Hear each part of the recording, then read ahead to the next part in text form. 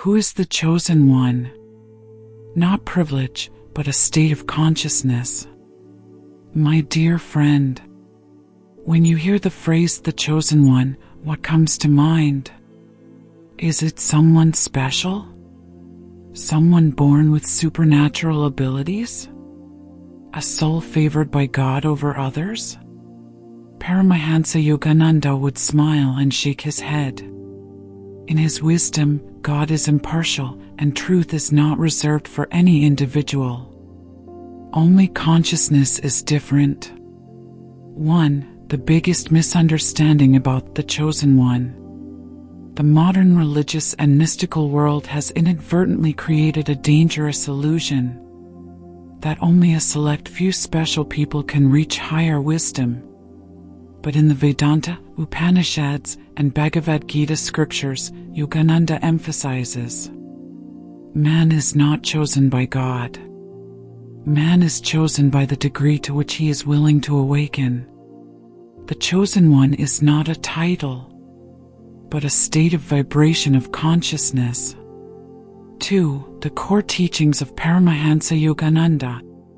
Yogananda once said, the core meaning: when your mind is still, the soul begins to see. Do you see? No need for further learning. No need to know more. No need to perform complex rituals. Just be still. The chosen one is someone who is no longer carried away by emotions as before, no longer identifying oneself with thoughts, no longer reacting unconsciously to the world. They observe life instead of being swept away by it. 3. Being chosen is when you step out of the conscious crowd. Yogananda explains that 99% of humanity lives in ignorant collective consciousness. They think the same, fear the same, desire the same, and create the same future. The chosen one is the one who breaks free from that orbit, not by resistance, but by awakening. When you no longer react according to the crowd, you begin to see patterns. For signs you are becoming the chosen one. You may be in this state if you sense the consequences of someone's actions before they even act. You clearly see the blind spots of others, even if they are very intelligent. You don't need to argue, but others naturally open up when they are around you. You clearly see that most people are repeating the past, not creating the future. This is not a supernatural ability. This is a natural consequence of high consciousness. 5. Why can only a few fortunate the future? Because the future is the result of conscious habits, and most people are unaware of their own thinking habits. They don't see the recurring pattern of emotions. They don't realize they're emitting the same frequency every day. The awakened person sees it in seconds. The real secret, the future, is not in time, but in the frequency of consciousness. My dear friend, this is where the wisdom of Paramahansa Yogananda becomes extremely sharp. He taught that time is a side effect of consciousness, not the cause. 1. The future according to Indian spiritual philosophy. In Vedanta, the future is not something that hasn't happened yet. It is something that has already been formed at the subtle level. Each person is emitting intentions, cultivating dominant emotions, maintain core beliefs. These 3 elements are already the future, just not yet manifested in material form. 2. The key teachings of Yogananda. Yogananda clearly states, consciousness precedes matter. Matter is merely a slow shadow of the mind. Therefore, an awakened person doesn't need to wait for events to happen. They only need to feel a person's current frequency. Observe how that person thinks without speaking. See the direction of energy flow, not words. 3. Each person's road of destiny. Imagine each person standing on an invisible track. That track is created by thoughts plus emotions plus habits plus reactions. Without awakening, that track remains unchanged. And the future? Just the next station. The chosen one sees the tracks, not the station. 4. Why only 30 seconds? Because energy doesn't lie. Consciousness can't hide for long. The state of vibration reveals itself the moment you are fully present. In 30 seconds of stillness, the awakened one reads the entire flow, not through thought, but through intuition. 5. Intuality is completely different from imagination. Yogananda clearly distinguishes. Imagination comes from the mind. Intuition comes from emotion. Intuition, pure intuition, comes from the soul. The chosen one does not speculate about the future. They saw it because they were standing outside of time. The cosmic mechanism, how karma, intention, and energy create the future. My dear friend, to see a person's future, you don't need to know what they will do. You only need to understand who they are at the deepest level of consciousness. Paramahansa Yogananda taught that karma is not punishment. Karma is the memory of consciousness. And this very memory is writing the future every second. 1. Karma is not an action, karma is a conscious tendency. Most people think of karma as good and bad deeds, past, present, and future, paying the price and making amends. But in Vedanta philosophy and the teachings of Yogananda, karma is much deeper. Karma is the way you view life, the way you react when no one is watching, the way you think about yourself in silence. A person may do good deeds, but if their mind is still full of fear, control, and comparison, their future remains locked in the same pattern.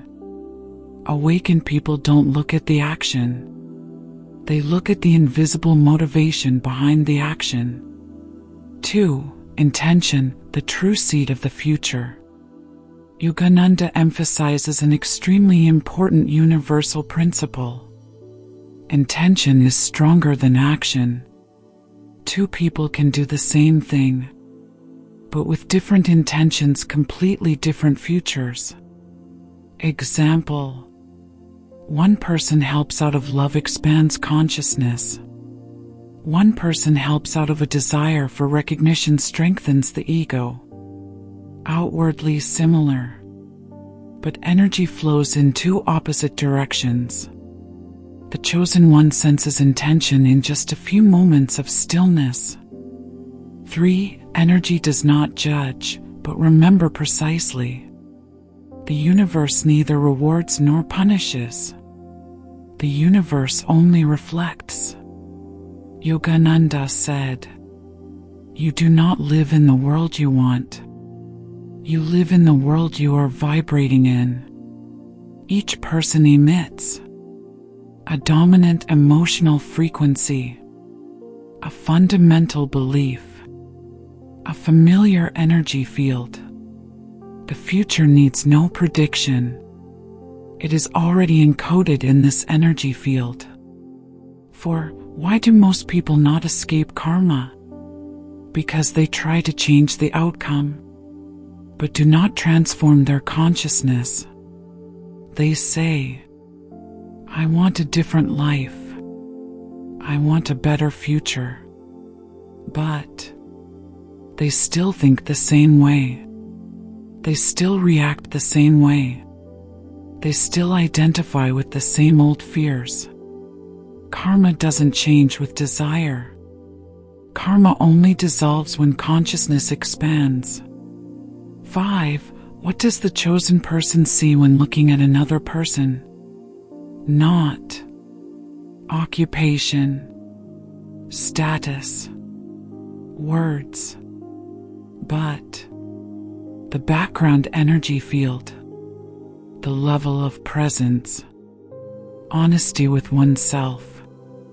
From that, they see whether this person will continue to repeat the same mistakes or will awaken, whether that person will become disillusioned or enlightened, who is standing at a turning point in their karma. Not prediction. It is reading the structure of consciousness. 30-second practice, the technique of seeing the future of others.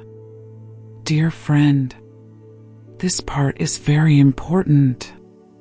Not because it's a powerful technique, but because without a foundation of mindfulness, you will completely misunderstand.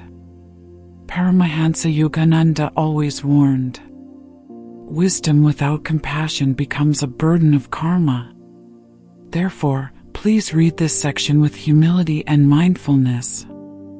Principles before practice. Before beginning, you need to understand. This is not to control others, not to prove you are special, not to judge or interfere with anyone's karma. This is pure observation, like a clear mirror. If you have ego curiosity, desire to be superior, feeling of power, stop. You will only see illusions, not truth. Step 1, 10 seconds. Bring yourself to a state of not knowing. Silently say to yourself, I know nothing. Let go of knowledge, experience, old perceptions. When you don't know, intuition will emerge. Step 2, 10 seconds. Feel the energy field without analyzing. When near or thinking about that person, don't look at their face. Don't listen to their story. Don't judge their behavior. Just feel whether the energy field is heavy or light, whether it's open or closed. Is there movement or stagnation? Don't name it. Don't interpret it. Step 3, 10 seconds. Look at the direction of flow, not the result. Gently ask yourself, without expecting an answer, where is this energy going? You won't see the image. You will feel a direction, up or down, expanding or contracting, repeating or transforming. That is their nearest future. Signs you have truly seen. No excitement. No feeling of superiority. Only a very deep stillness. And compassion naturally arises. If you find yourself wanting to speak out immediately, wanting to prove it, you want to warn others, you are not yet in pure intuition. The most important thing Yogananda wants you to remember: seeing the future is not about changing others, but about loving them in the right way. The chosen one does not interfere with karma, does not persuade, does not save anyone. They simply are present, live rightly, and let the light spread on its own. Live as the chosen, not to know in advance, but to awaken. My dear friend, this is the most important part of the entire article. If you skip this part, Everything before it is meaningless. 1. The chosen do not live in the future. A great paradox. Those who see the future are no longer controlled by the future. They do not worry about tomorrow, fear what is yet to come, cling to the outcome. They live entirely in the present, and because of this, they see the flow of time. 2. They live as if every moment is practice. Yogananda taught, enlightenment is not in meditation, but in how you live after you get up from the cushion. The chosen one is mindful when speaking, is present when listening, is honest when facing themselves. They do not divide life into spiritual and everyday life. 3. They do not seeking others to awaken, they live awakened themselves. One of Yogananda's most profound teachings: light does not persuade darkness, it only shines. The chosen one does not preach, does not persuade, does not argue the truth. They become living truth. For they see karma, but choose compassion. They know who will stumble, who will repeat the lesson, who cannot yet escape. But they are not disappointed. No judgment, no sadness, because they understand every soul is on the perfect path to its own awakening. 5. The final thing Paramahansa Yogananda wants you to remember. If there is one message I want you to keep, it is: you are not chosen to see in advance. You are chosen to awaken sooner, to love more deeply, and to no longer live in unconsciousness. When you live right, the future reveals itself, karma dissolves itself, and the light spreads on its own. No effort needed, no proof needed, no name needed. Namaste.